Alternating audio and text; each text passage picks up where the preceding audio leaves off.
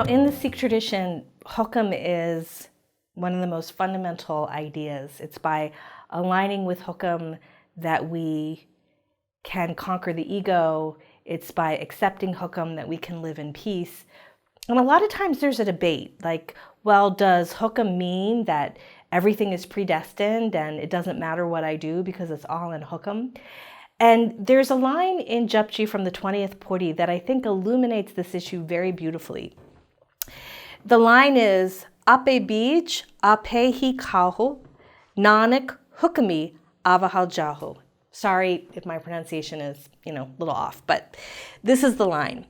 Now, this line really juxtaposes the cosmic play versus our ability to make choices as human beings.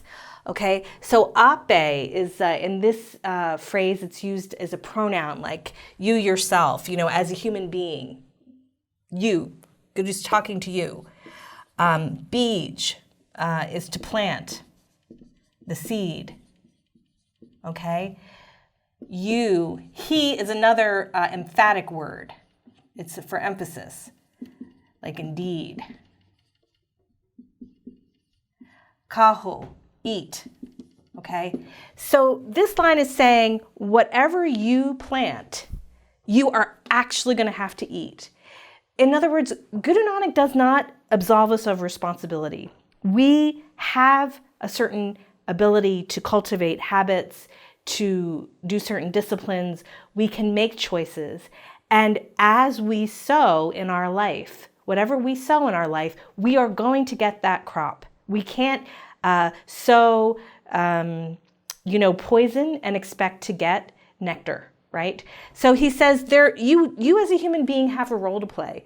And what you plant, you're going to eat it. At the same time, Nanak, hukami, within the hukam, and this is a form of the verb that is you, right? So you come and you go. In other words, there's also a cosmic intelligence orchestrating the whole show, and you don't have power over that. So there are things that will happen that you can't control. It doesn't matter what you do. You come and you go through the journey of life within this bigger cosmic plan.